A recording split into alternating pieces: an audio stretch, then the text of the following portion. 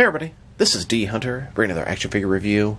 Today, we're going to look at the NECA Beetlejuice figure. This is Beetlejuice in a striped suit, and this is a re-release from a long time ago.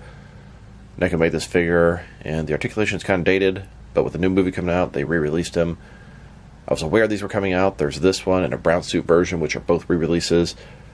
I saw a link to order this at the Walmart website, but it didn't have free shipping. So I figured I would just wait till I found them in store, and the app said one store had them, and I was not very convinced because Walmart app sucks, Walmart stores suck, and they don't track NECA figures very accurately. I went to the store, and bam, there were two on the shelf. He was $25, which surprised me. I figured they would price gouge him for $35 like current NECA figures. So, pretty pleased. Let's take a look at the packaging. As you can see at the top, NECA Beetlejuice. Beetlejuice striped suit includes handbook and snake. We have the snake, and then the recently deceased book. Pretty cool accessories. Got the Michael Keaton likeness, striped suit, the traditional look for Beetlejuice. On the back, you can see him here. A little advertisement for the brown version, which I do want to track down. And there's the barcode in case that helps anybody. So no further ado, let's open him up. Alright, now that this figure out of the package, here he is with all his accessories laid out. He comes with a snake, and then the handbook for the recently deceased. Before I tell you all that, let's talk about and check out the figure. So this is Beetlejuice, played by Michael Keaton from the original Beetlejuice movie. With the sequel finally coming out, they're re-releasing some of their older figures. Now shame on NECA for just straight up re-releasing their old stuff and not enhancing it or giving it ultimate articulation and the ultimate treatment. They've been doing that quite a bit lately. Silence of the Lambs, and I think we'll continue to see that as a regular thing. It is kind of cool for some people that never got the original releases, and I'm one of those people. I always wanted to get this figure. I thought I could throw him into my Joker shelf, and I might still do that. And this is literally the one that I looked for, but it's got kind of pricey over time. There are definitely some flaws with this guy, as far as the articulation is very limited and dated, but still a pretty cool figure, and looks pretty good. So let's take a look. Starting with his face here. Michael Keaton likeness is there. It's good. A little bit off, but good. The eyes are sunken in, surprised looking down. I totally see it. Got the green hair, a little balding. The mold on the side of the face. He's in the black and white striped suit, which I consider his main look. I guess I didn't realize how fat Beetlejuice was in the movie. I mean, he's not a thin guy by any means. He's kind of fat, disgusting slob. I really like the figure. That part is nice. A little bit more mold on the hand. This hand here has a ring and a few different watches. I definitely never noticed that in the film. But no knee articulation, no elbow articulation, and everything else is honestly pretty weak too. He looks good. I'm definitely happy to add him to the collection. If I had to have one Beetlejuice figure, this is the look I would want. And a closer look at his face and head sculpt, and to me, it looks damn on point. The hair, the makeup, the eyes, the mouth, the lines. It's all well done. I can totally see the Keaton sculpt in there.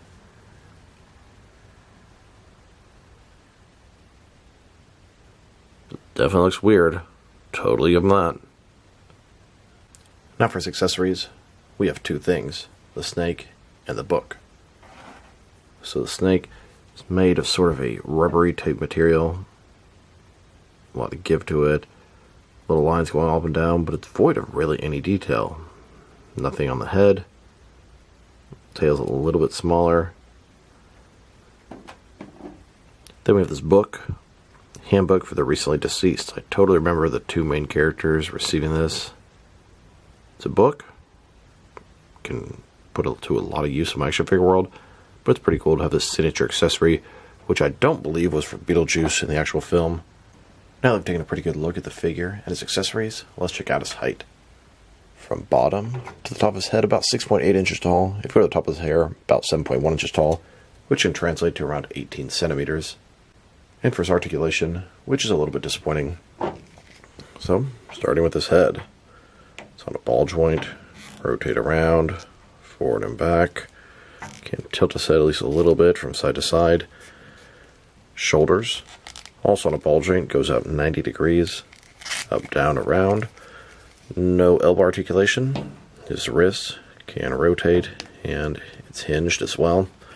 Torso is one solid piece. traditional waist swivel. And legs have nothing. There's a little boot cut there. Here's a look at Beetlejuice roaming through the graveyard.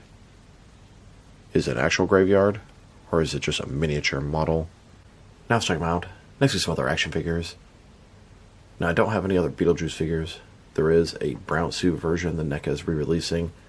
There's a regular release like this guy, and there's a Target exclusive with an extra cardboard backdrop. I do plan to get the brown one whenever I find them. And maybe they'll make some figures for the new movie. Who knows? Time will tell. The movie's coming out right around now, so maybe they're not allowed to show anything. If we don't see anything in a couple months, well, no, they're not. And if we do, obviously they are. So, let's start off by checking them out with some other Michael Keaton figures. Here's the NECA Michael Keaton Beetlejuice, next to the NECA Michael Keaton Batman. Both excellent releases. The Batman is definitely better articulation, and a more preferred character for me. And here he is, next to 4 different Michael Keaton McFarlane DC Multiverse figures. Then, next to the Mezco Michael Keaton Batman. And now, with a couple of SH Figure Arts Michael Keaton Batman figures, here's a look at all of my Michael Keaton action figures. 8 of which are Batman, 1 of which is Beetlejuice. Now, I definitely plan to get the brown suit Beetlejuice figure.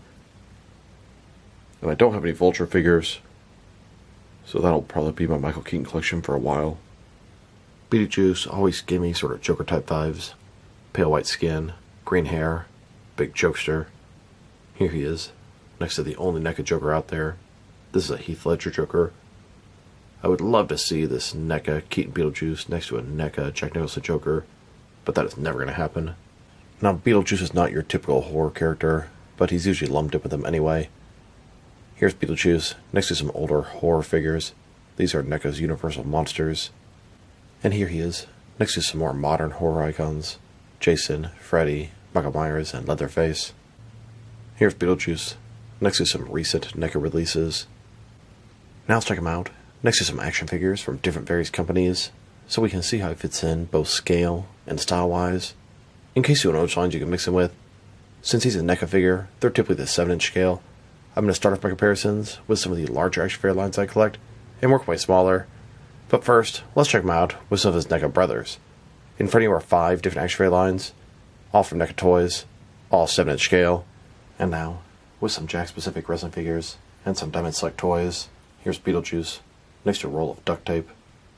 And here he is, next to some McFarlane and DC Direct figures. Then, with both some Mattel and Jazzwares wrestling figures.